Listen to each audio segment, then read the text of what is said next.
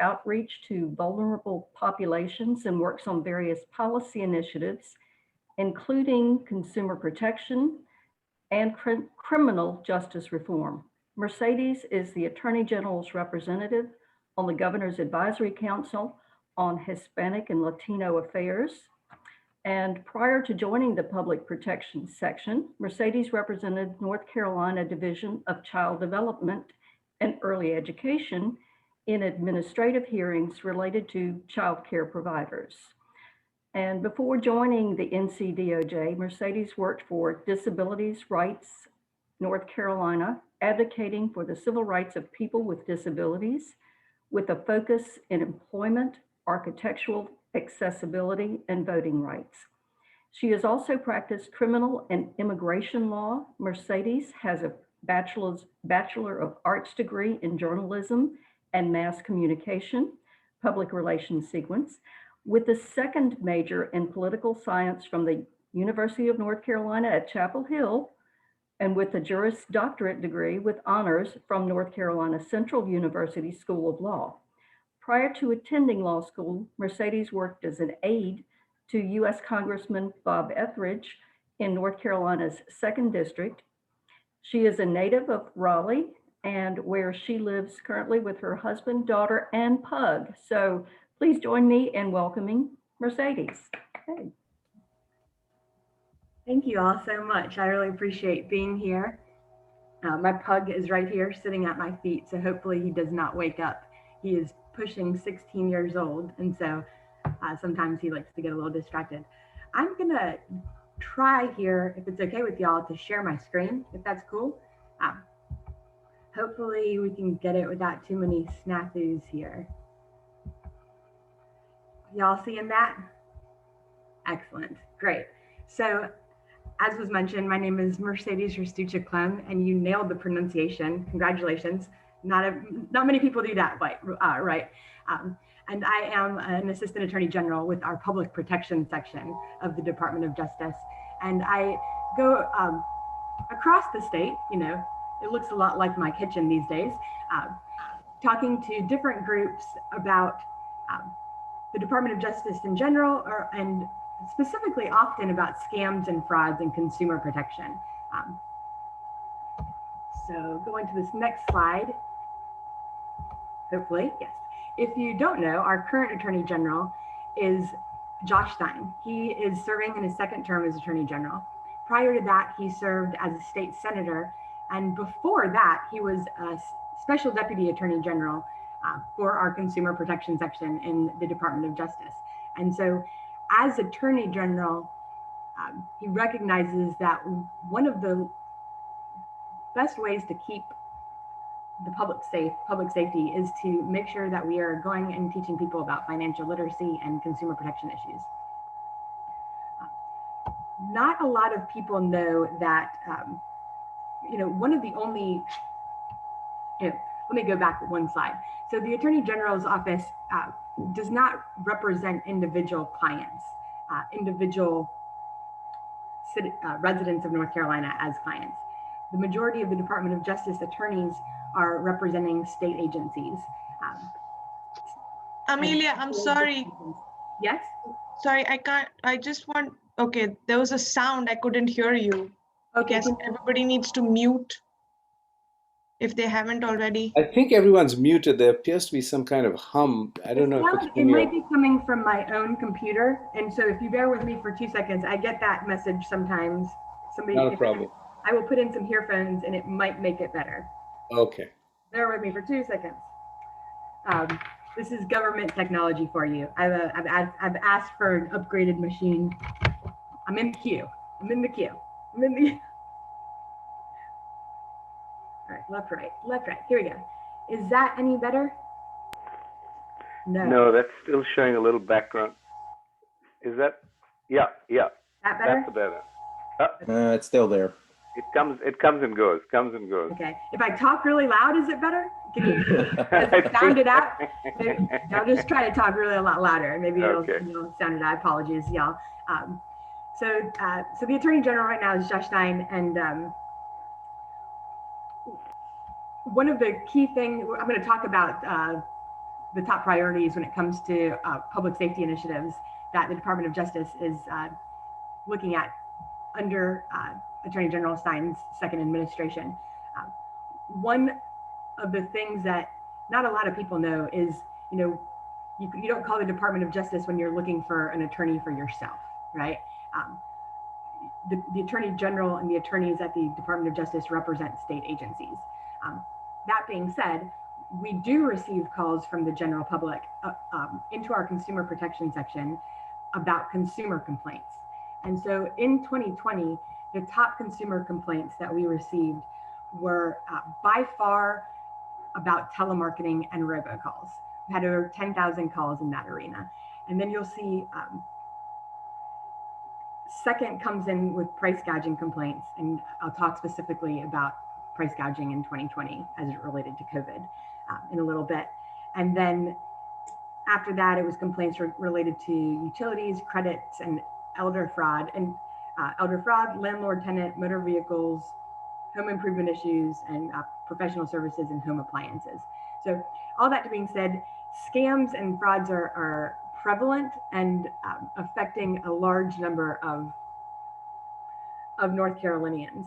In 2020, we had over 3,100 consumer complaints come in, and that consumer protection section filed 11 consumer protection lawsuits just that year.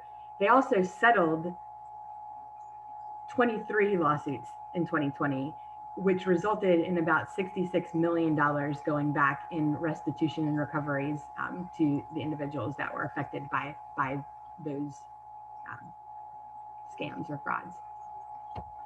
So also in 2020, which got a little bit unfortunately overshadowed by obviously current events, we kicked off very early in 2020, was called the Robocall Report Task Force. Robocalls is something that has been going on for quite a while. And previously, the Attorney General has led a group of bipartisan attorney generals on partnering with the telecommunication companies and kind of creating a list of 12 principles on how they can start addressing robocalls. I don't know if you've noticed in the last year or so, 2 years, that our cell phones will now start alerting us if it's a spam alert, and it'll say telemarketer, something along those lines. That technology and the ability for our phone companies to identify spam callers in that way was not permitted until there were regulatory changes that needed to be put into place. And so they're doing as much as they can trying to address this issue. If you have a robocall that is repeatedly bothering you, it's something that you want to kind of report to us. When we get reports on robocalls, what we do is we'll share that number and the story behind it with federal law enforcement, and in order for them to kind of see if they can spot a national trend. They also, with our consumer protection, also tries to see if they can spot a state trend, and then they also share the number with the telecommunications industry, which is kind of, they're all maintaining somewhat a database, if you will, in order to spot the trends and block them. The difficult part is that it's very easy to spoof a phone number, right? So kind of constantly, the technology is always one step ahead. All that being said, we're able to settle a $14 million settlement with Dish Network for nationwide telemarketing that violated the Do Not Call registry. So you have to think of robocalls and telemarketing in all things, right? You have the people that are general businesses, and then you have your bad businesses that are illegal, that don't follow the law no matter what you do. Dish Network is somewhat of a reputable business, and the Dish Network, the Do Not Call registry applies to them. The Do Not Call registry prohibits companies that aren't political campaigns or seeking charitable solicitations. The Do Not Call registry prohibits companies to contact people who are on a registry using robocalls. And robocalls is kind of a technology, it's a computer making the phone call. Dish Network used that technology illegally, and as such violated, and as such, there was a $14 million settlement with about 13, well, excuse me, about 13 million that was going directly to North Carolina. The settlement was nationwide, so it was 210 million settlement nationwide, with about 14 million going to North Carolina. Similar happened in June, where there was a group of Texas robocallers that were making upwards of 70 million robocalls into the state of North Carolina. And so they are working on that.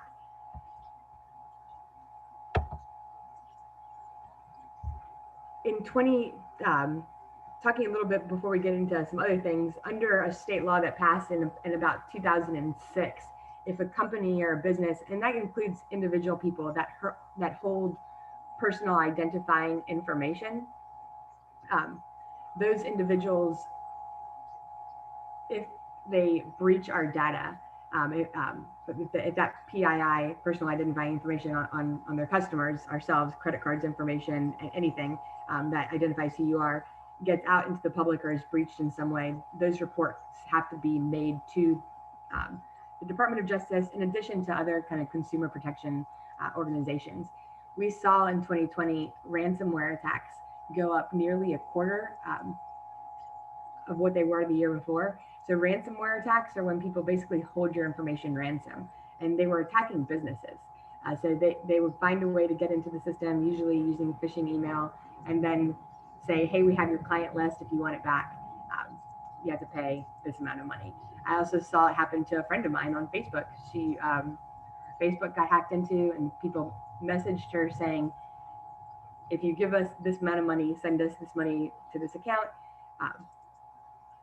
she'll give access back to her Facebook account. It's sad, but nearly 1.2 million North Carolinians are impacted by data breaches every year in our state, and so it's important that we keep these things in mind to prevent ransomware. Keeping your antivirus software up to date, making sure you're backing up your data regularly, making sure you conduct business on secure networks and through legitimate URLs. I can come back and do a whole specific presentation on internet safety and scams and frauds and how to protect ourselves. So I'm going to go on to a little bit more of the work we do. I talked about price gouging. So our price gouging law has been in effect since March of 2020, because we've been in a state of emergency since March of 2020. And we usually think of price gouging in state of emergencies when we're talking about hurricanes and other natural disasters. So just kind of to sum, it is illegal during states of emergency to charge too much for a good and service. To kind of unreasonably increase the price of a good is illegal. So we've had more than 2,300 price gouging complaints, and actually won a lawsuit against a company called the Stephen Gould Corporation for it was $150,000 settlement.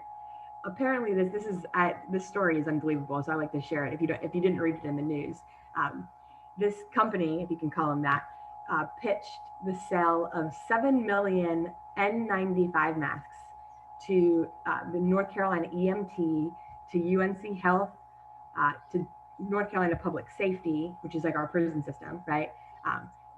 UNC Health, Duke Health, and the Charlotte chapter of American Red Cross at a markup of more than 100%. And if those transactions had gone through, that company, the Stephen Gould Corporation, would have made a profit of more than $30 million per transaction. That's like 7 or 8 individuals that there are companies that, or government agencies basically, that they had been targeting. And that's just to me, that's unconscionable. And so the companies, obviously, it's like they're permanently banned from engaging in unfair and deceptive trade practices. And also during earlier parts of the pandemic, the Attorney General was in the Consumer Protection section, was able to get a preliminary injunction against, and you guys might have heard about this, a Charlotte-based towing company called A1 Towing Solutions. Apparently, they were improperly and kind of predatorily booting or towing trucks that were delivering food and water and bleach and medical supplies during the pandemic. And they were making people pay fees of over $4,000 to get their vehicles back. All right, so if you are not already signed up for our scam alerts, I highly suggest that you do that. And you can do that on our website at ncdoj.gov/scam-alerts. But we put out, using these scam alerts, what's happening, the most frequent, the newest scam that's happening. I saw somebody on the chat that looked like they worked in the kind of the auditory profession, something about like hearings. One of the latest consumer alerts that we put out was scams going around of over-the-counter hearing aids, right? People that can kind of just go over the counter and buy a hearing aid without getting properly fitted for it, getting properly, fitted for it, and all the things that go along with getting hearing aids. So if you haven't seen that, sign up for our scam alert, and I'd love to get that into the proper hands. Okay. So also through the pandemic, we worked pretty closely with Governor Cooper on getting executive orders to prohibit the utilities from cutting off water, gas, and power, and halting foreclosures and eviction hearings at the state level. We also suspended the DOJ's debt collection efforts. And so Department of Justice, again, represents state agencies, and those state agencies are often seeking to recover funds that are owed to the state from individuals. So the Department of Justice ceased those types of collections when it was legally within its power to do so and jurisdiction to do so. And we also pushed for federal changes to help students and homeowners and veterans on some loans that they have. Also created and developed the Carolina Relief Plan, which you might be familiar with, being over in the western part of the state. Bank of America signed on. It was an agreement from financial institutions to support customers who are facing financial hardships as a result of COVID. So let's talk a little bit about the Task Force for Racial Equity in Criminal Justice. This is something that has been very much in the news lately, and something that I've worked very closely on, and I'm really proud that I've had the opportunity to be able to work on this. Criminal justice reform has been a priority for Attorney General since he took office. In his first administration, he was working on pretrial reform initiatives and accountability, things like bail reform and trying to get money out of the bail process. But as we all know, over last summer, with the death of George Floyd, Governor Cooper created the Task Force for Racial Equity in Criminal Justice. Unfortunately, we are seeing in our own state this week or last week, and every day, violence. And so this task force is co-chaired by Attorney General Stein and the Supreme Court Associate Justice Anita Earls. And it recommended over 125 solutions to increase racial equity in law enforcement and the courts to Governor Cooper. We know that Black adults, like the graphic says here, Black adults in the US are almost 6 times as likely to be incarcerated as white people, are twice as likely to be pulled over for a traffic stop, and more likely to be jailed before a trial than their white counterparts. And so the recommendations have been made. That task force was organized in midsummer of last year. The recommendations were made by December, and now that task force is going to be spending the next 2 years trying to implement the recommendations. I highly encourage you to go to this website, read the report.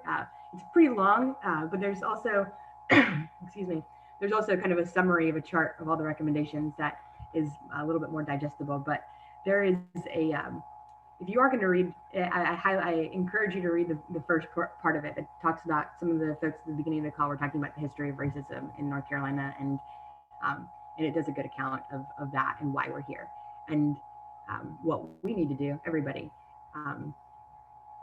to get past where we're at. And so also working with things like protecting healthcare and defending the Affordable Care Act before the Supreme Court. This happened in November. making sure to keep those protections in place. We've seen now, I think, after a pandemic, how important access to affordable healthcare is, and how we can't take it for granted. People that are essential workers are the ones that are often not provided healthcare as part of the system, and it doesn't make sense in my personal opinion.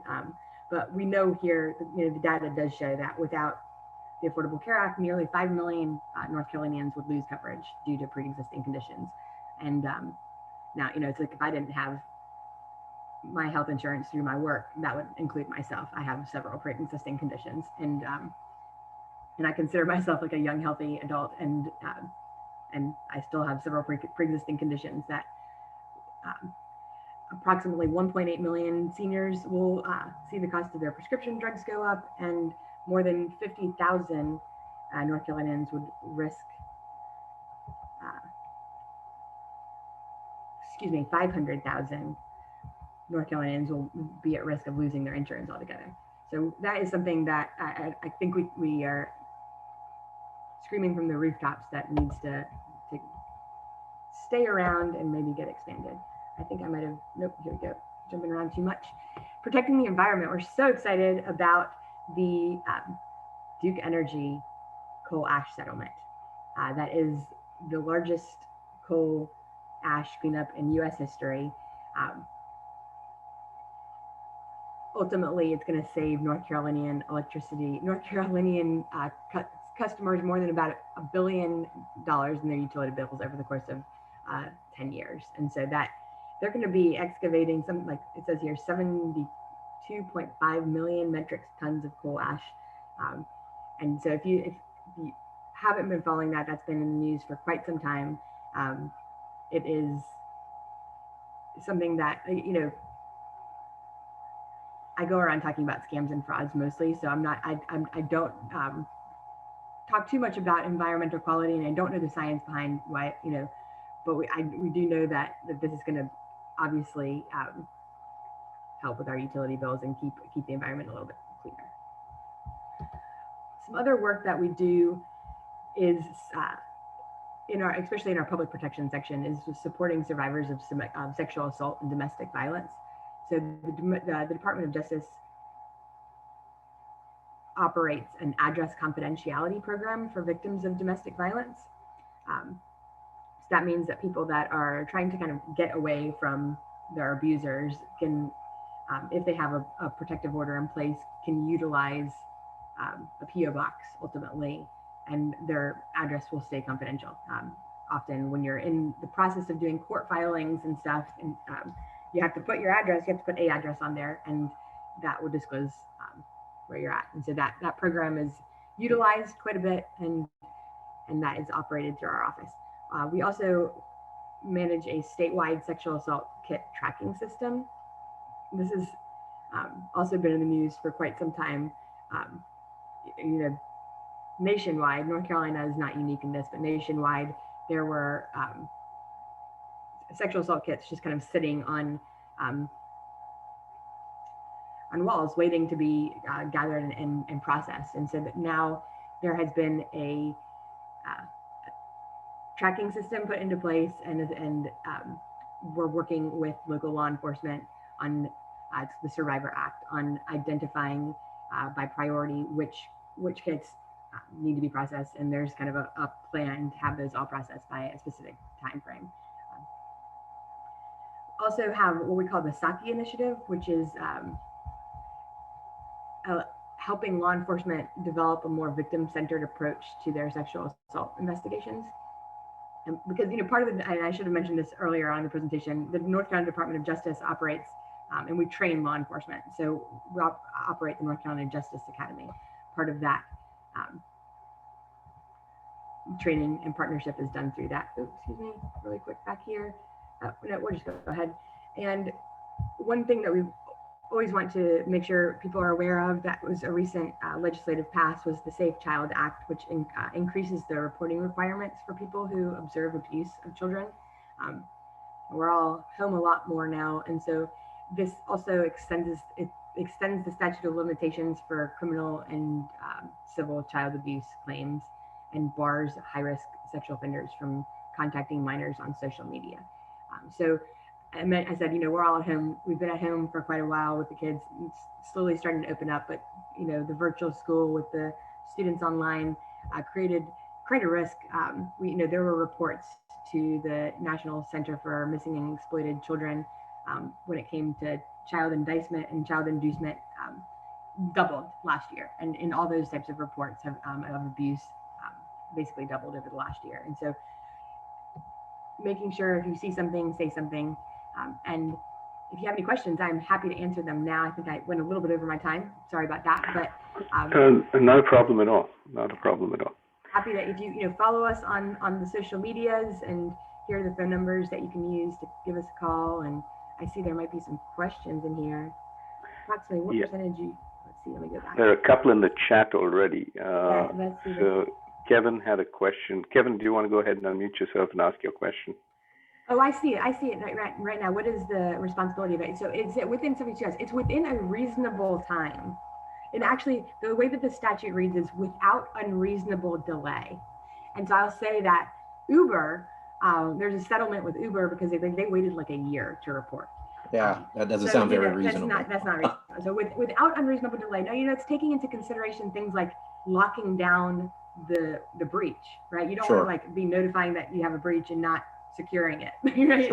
Sure. Certain things, working with law enforcement, and it's notifying law enforcement and then notifying the general public, right? And the people that were impacted. I think it's reasonable, right? And so if you're working with law enforcement, they know, they'll tell you when to notify those types of things, if you have to work with law enforcement.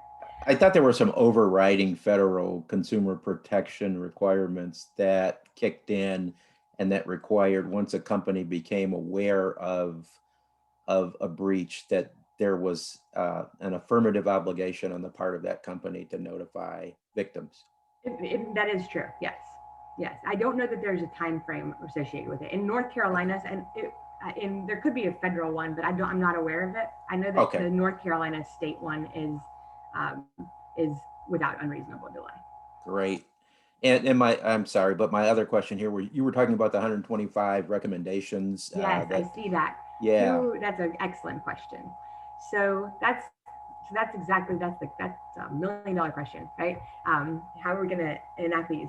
I had that somebody asked that the other day, like, who enforces the recommendations? Well, they're just recommendations, and it's unfortunately they're just recommendations, and nobody's going to be able to approve them or enact them other than the agencies and the actors that are involved in that. And so in that report, you'll see specific actions for implementation. And some of those are legislative changes, right? We need statutes changed.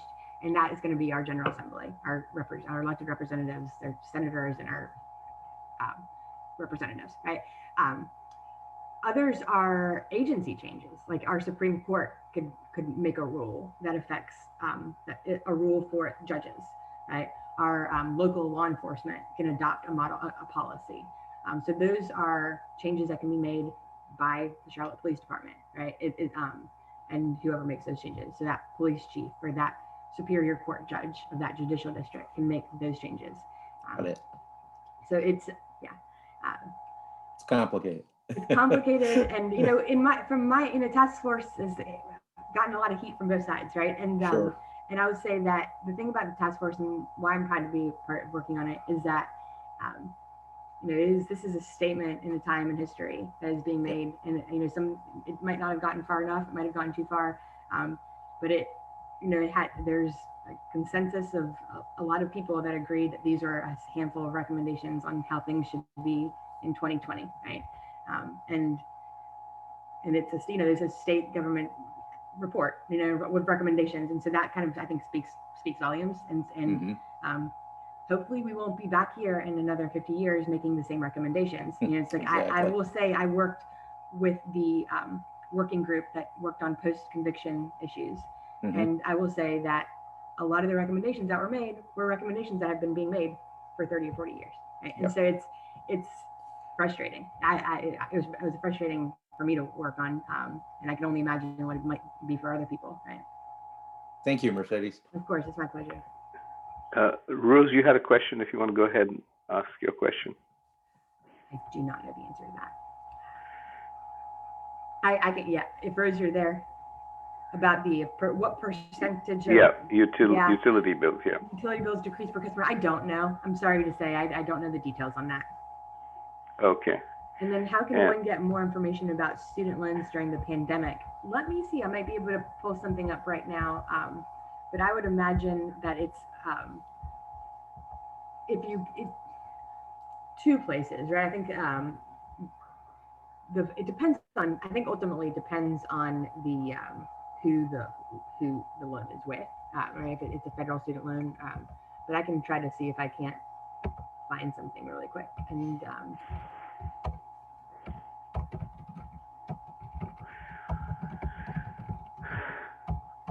throw it in the chat. Okay, that'd be great. Great. Mercedes, could you also address a little bit about, we talk about these statistics about African American people being, arrested at a higher rate, spending more time in jail. The federal government did redlining to prevent, just say, okay, how do we prevent this? How do we just make it a fact of law that it just doesn't happen? It's just, what can we do to I know you're involved in training law enforcement. No. So there's been a phrase going around a lot lately in these discussions that we talk about, and it says, culture eats policy for lunch, right? And when you talk about policy and the law, you can have as many laws as you want, but if there's a certain culture, the culture is not going to change, right? Like it's a cultural thing, right? And so, right. So that's why we do try to educate, and I think, and we have to kind of, it's tough. I don't have the answer to that, but I think that goes to the heart of a little of the issues. I mean, we have certain laws in place, and they've been in place for quite some time. They're just not effectively enforced, and they're also, and if you speak to me as an as an attorney, like some of the laws that we have in place don't have the teeth that we think they do. So, for example, before I was working as a disability rights attorney, doing disability, and when you think of disability, not doing like Social Security disability claims, qualifying for people with disabilities, but doing things like getting access to buildings or programs for people that have disabilities. Like I had I think one of the best examples is a veteran that I had who wanted to live on his boat. He had a boat home, and he had it on a pier that he was paying for, paying rent for, and he'd been there for several years before he contacted me. But something had happened, and the pier had caught fire, and they had to rebuild it. And when they rebuilt it, they built it in such a way that there was about a 6-foot step, right? And this veteran was a gentleman who had like orange, he had all sorts of exposed Agent Orange, and had really bad knees, if I recall, and used one of these kind of adult tricycle type of contraptions to get around, and very, had mobility issues. But he and his dog managed to get on that boat until that 6-foot stoop got put in, which was not necessary. Like they could have fixed it without doing that. And so I say all this because the Americans with Disabilities Act, Title III, which is how you sue people, does not have a damages clause, right? Like the only remedy is for the person to fix the accommodation, right? Like fix it and make it accessible. My client couldn't get pain and suffering. He couldn't get any kind of, unless he settled a lawsuit outside of court, like the actual legal damages that could have been awarded to him are somewhat limited. And I was working for a nonprofit at the time, right? So it's like my attorney fee, a lot of private attorneys are not incentivized in our state to bring these types of lawsuits because they don't get attorney fees unless it's coming from their client. That's not fun, right? Other states have state laws that have been enacted that provide monetary damages to people whose civil rights have been violated. Our state doesn't do that. That's just kind of one thing, is that and we can have laws in place, but if the culture doesn't adopt them, and I'll say, other parts of our country have adopted other parts of, federal laws better than the South has, for example. And when we talk about civil rights, I think that's one of them. Our state hasn't kind of really embodied civil rights protections like other parts of the country have. Go ahead, Kevin. I'm sorry, I do have one more question, Mercedes, and thank you for that comprehensive answer that you just gave. I can tell you that, even in my 25 years in the FBI, we had, and I worked at our headquarters, we were non-compliant with the Americans with Disabilities Act in our headquarters building, and nothing was ever done because that was the culture. Well, and then there's nobody enforcing it, right? Exactly. If you don't have Exactly. attorneys that can make attorney, it's tough. Yep. I do have a question about what the state of the law is in North Carolina relative to facial recognition, the utilization of facial recognition techniques by law enforcement agencies. And I'm asking this because there's a really contentious case going on in New Jersey right now where a gentleman was locked up for 11 days based on an erroneous facial recognition utilization of it, which was actually, his arrest warrant was signed off on by a magistrate. There was, judicial review, but he still ended up getting locked up for 11 days based on a wrong identification. And they said the state of the law is in such a flux that it really varies from state to state. So just curious as to whether or not you have any information. And when you say facial recognition, do you mean like computer facial recognition, or? Yeah, cameras honestly, that are out. Honestly, I do not. That's probably that's really fascinating. And there's several issues there with like somebody being in custody for 11 days without realizing they're not the right person that you're trying to hold. That's like first and foremost. But second, all sorts of issues with using technologies that in themselves have biases built into the programming. Exactly. And identifying people. I am not aware of if I'm sure that somebody in our department is working on or has touched upon that, but I haven't. Okay, fair enough. Heard anything on it? Yeah, it is kind of a new but growing issue. Yeah, I think. Exactly. Yeah. Thank you. For a little bit of background, my section works kind of the outward facing branch of the department. We have a ton of different attorneys and sections working on a bunch of different things that I'm sure somebody's been looking into it. I'm curious now. I'd love to send the link to you. Please do. Please do. Will do. Thank you.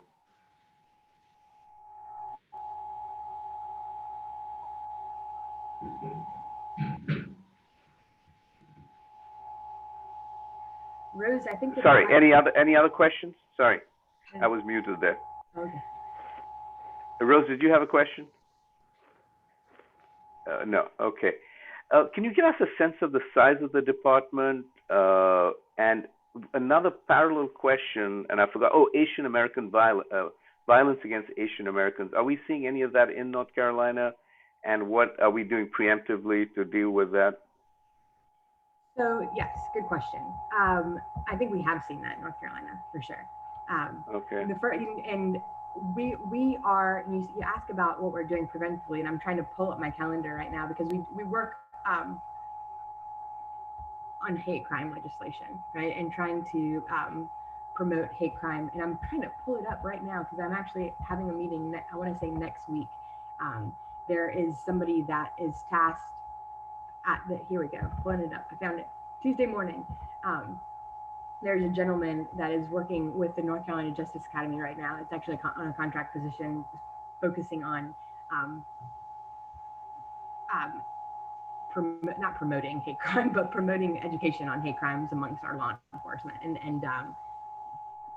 And so I think more is going to be happening with that respect.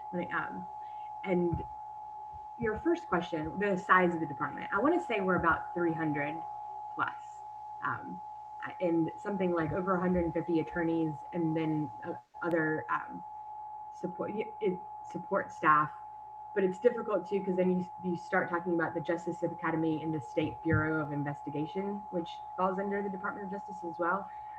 But I want to say it's roughly 300 to 500. I think it was closer to, if you pull in the SBI and Justice Academy folks.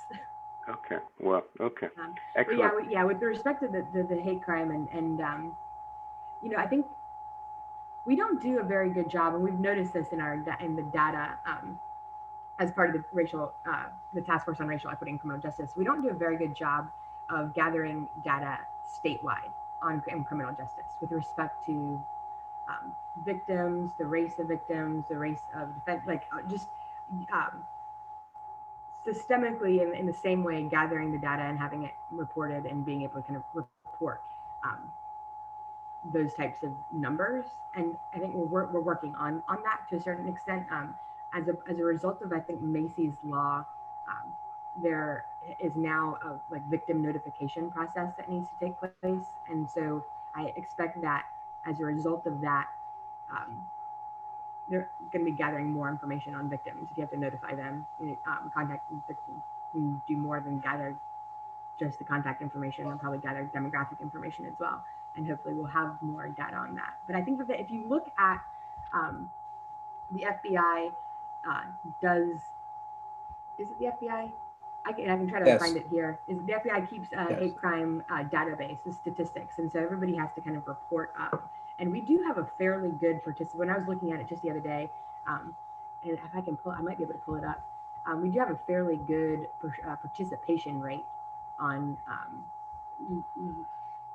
law enforcement agencies that are reporting to the FBI, like what is hate crime. I think the issue more is educating law enforcement on when they can charge things as hate crime, right? And when things are hate crimes. Excellent. Thank you. We have time for one last question. Does anyone have? Oh, Kevin. I do, and I hate to keep loading up on you here, Mercedes. No, but I love it. I love it. I love this stuff. So I wanted to ask you. You mentioned something early on about my just a general question for you. What if any role does the Attorney General's office have for what's going on in Elizabeth City now?